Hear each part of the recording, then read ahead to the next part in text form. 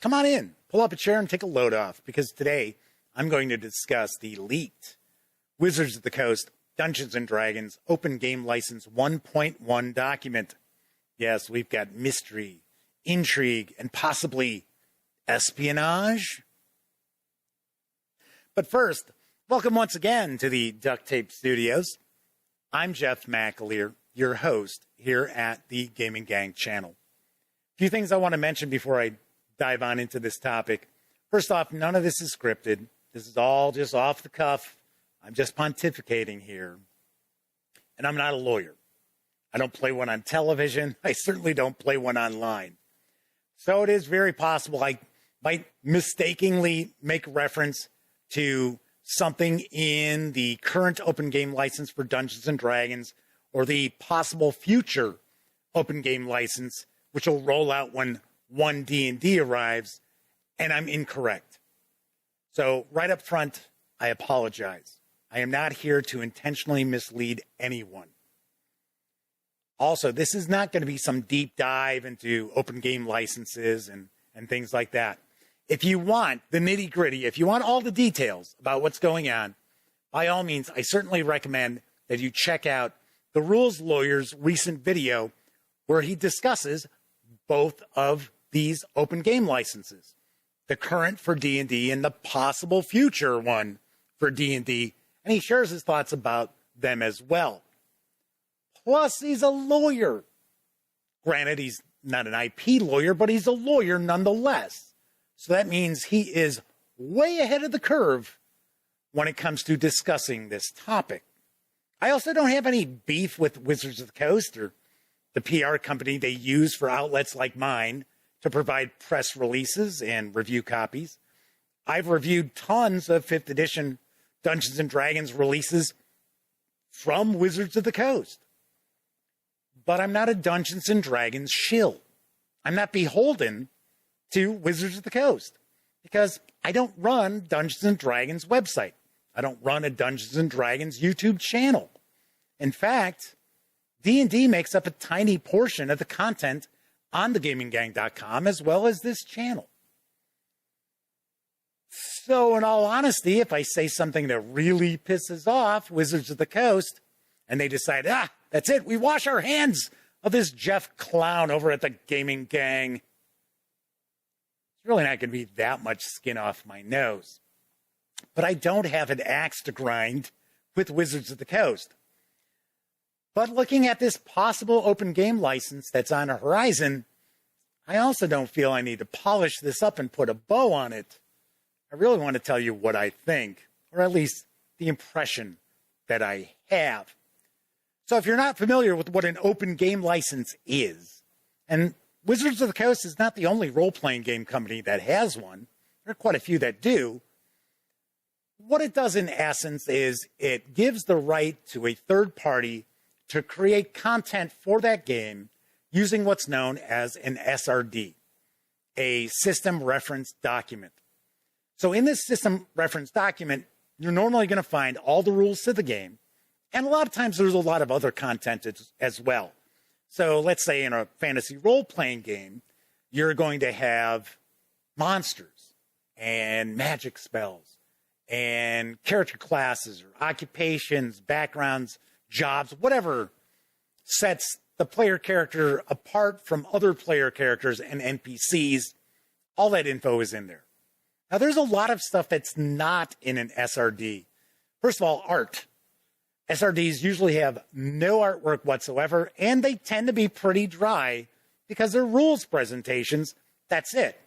There's really no game world background or setting info. A lot of times you're not going to find certain items which are under copyright. So Dungeons & Dragons, you're not going to find certain setting information. There's some monsters that aren't part of the SRD because they're under copyright. Even some spell names can't be used by a third party because they're under copyright. So the current open game license, which is 1.0A for Dungeons & Dragons, allows a third party to use that SRD to create content and to hopefully profit from that content. And Wizards of the Coast is not going to come banging on your door saying, "Where's my $2? I want my $2. At least according to the open game license. And the third party has that right forever, according to Open Game License 1.0a. So, in essence, the Open Game License is very generous, and it protects that third party. And it protects their profits that they might make from something that they've created using the SRD. And as long as they have not infringed on copyright, they should be fine. Now, that's not to say Wizards of the Coast can't tell a publisher or creator, "Hey, stop making that because we don't want you making that."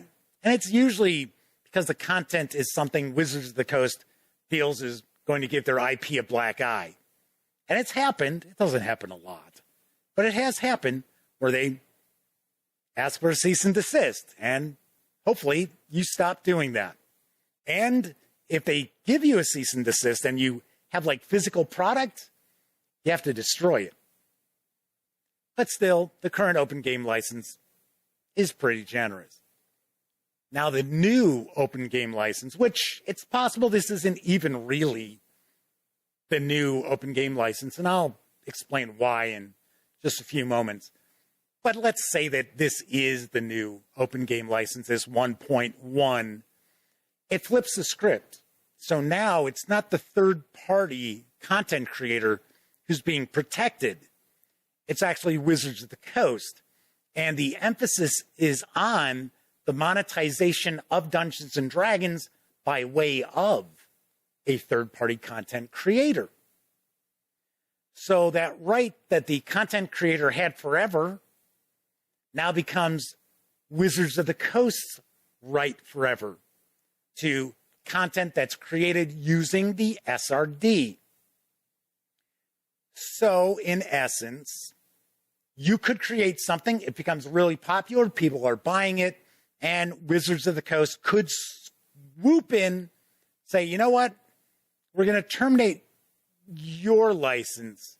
We're going to take possession of that. We're now going to sell it as our product, and we're going to profit by it, and we're going to give you nothing."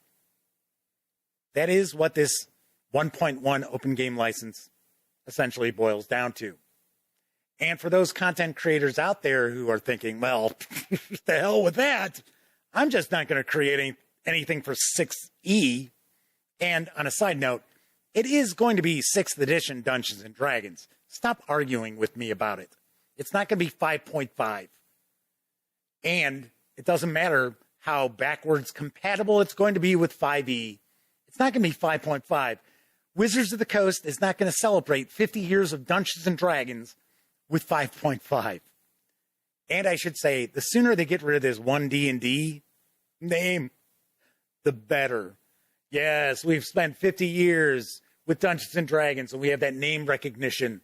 So let's just throw all that away, and we're going to now call it 1D&D. Come on, that's not going to happen. 1D&D is going to last about as long as D&D Next did. But back to this new open game license. So the reality is this open game license, this new one, is kind of a to third-party content creators. And I know there are a lot of people who are pretty worried about this, especially third-party content creators. Now, there's no guarantee that this is actually going to be the new open game license when it rolls around. Because, remember, this document leaked out. And it is very possible, I'm not saying that I'm a conspiracy theorist or anything, but it is very possible that it was Wizards of the Coast themselves who leaked this document so they could find out what the reaction to it is, as well as what kind of blowback they might get from it as well. I'm not saying that happened, but companies do that all the time. So I would not be surprised in the slightest that it was Wizards of the Coast who released this leak.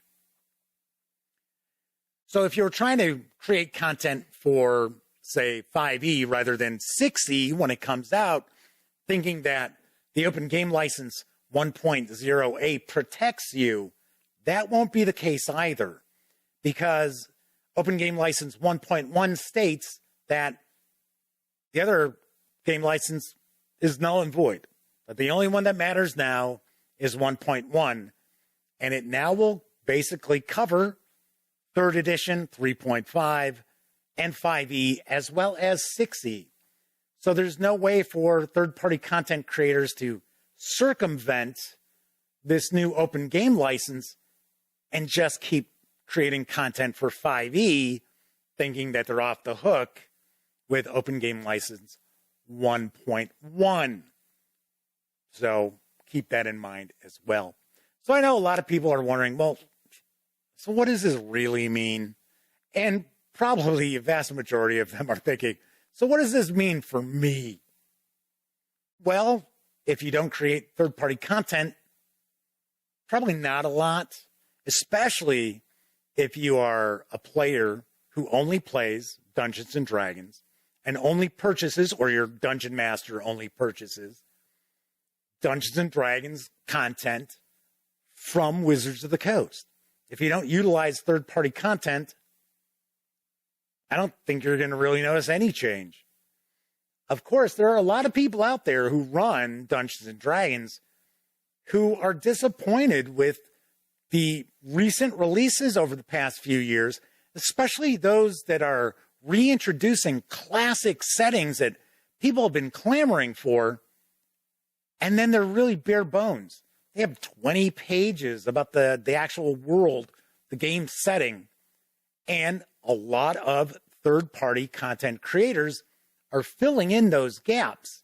So there are many people running Dungeons and Dragons who find that these third-party content creators are vital to them effectively running Dungeons and Dragons at their table. Should also mention, content creation is not only adventures and new character classes and settings and magic spells, gameable material. It's also videos.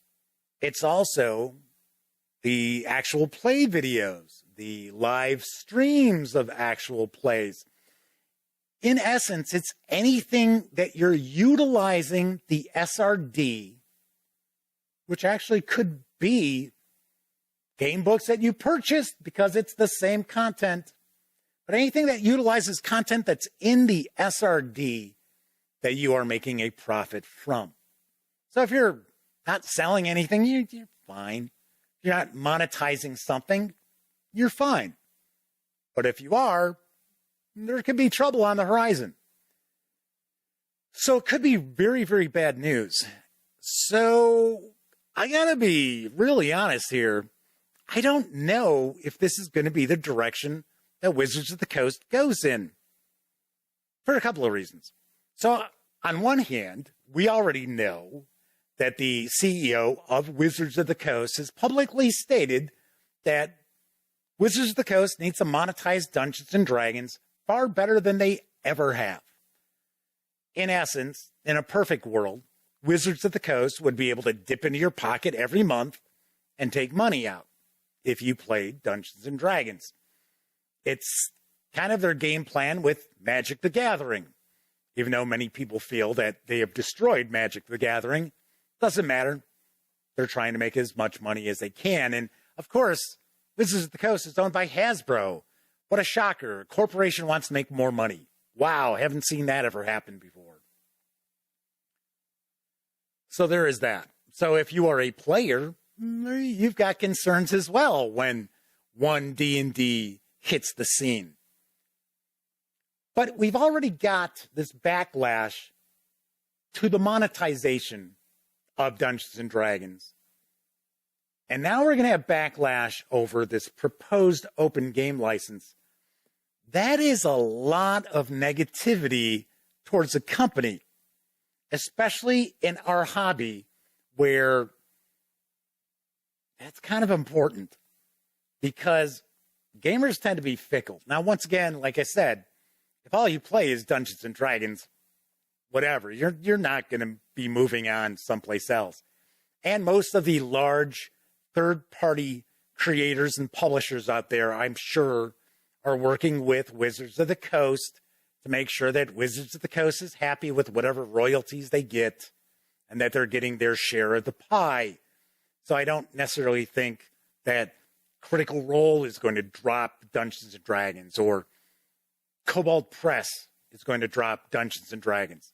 That's not to say it won't happen. It's just not really likely.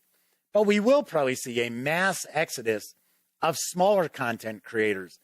Those people out there who are putting together adventures that they sell on, say, Dungeon Masters Guild. They're probably going to be less incentivized to write adventures for Dungeons & Dragons, and they might look someplace else. So I'm going to actually wrap this up with something I think is actually positive. Because if all these people are upset with Wizards of the Coast about Dungeons & Dragons, that is going to lead them to start looking for alternatives. And if you follow thegaminggang.com at all, if you watch any of my live streams, you know I share tons of news about role-playing games, including Dungeons & Dragons.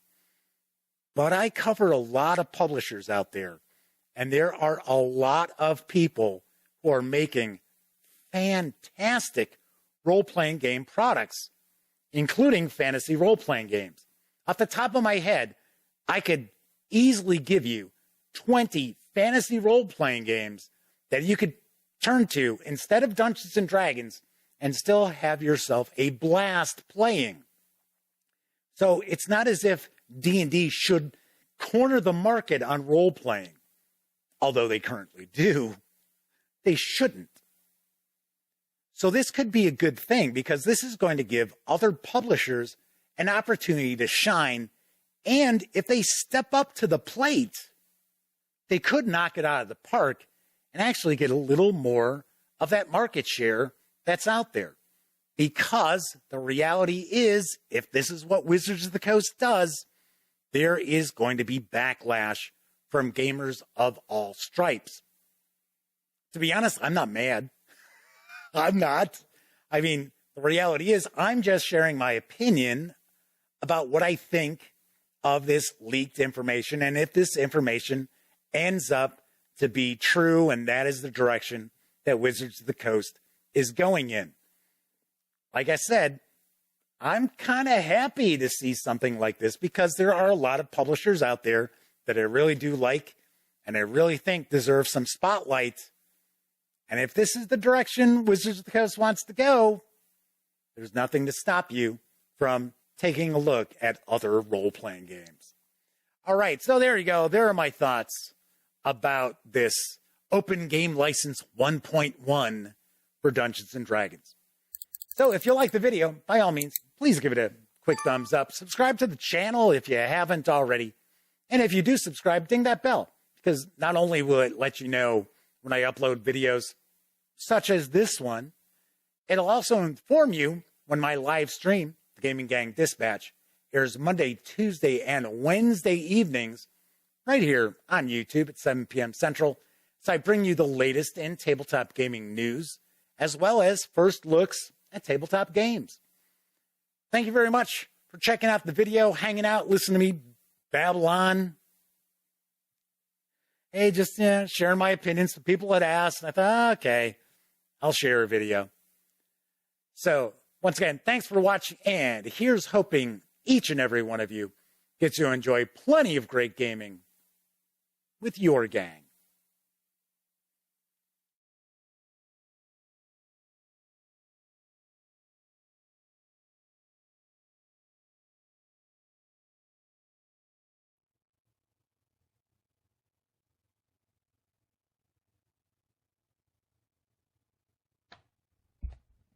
Oh, hey, you're still here. Well, that's okay. You don't have to leave just yet. In fact, why don't you subscribe to the Gaming Gang channel right here, or take a peek at the latest live stream, or even find out what YouTube recommends you check out from the channel. And of course, I'm Jeff McAleer. Thanks again for watching.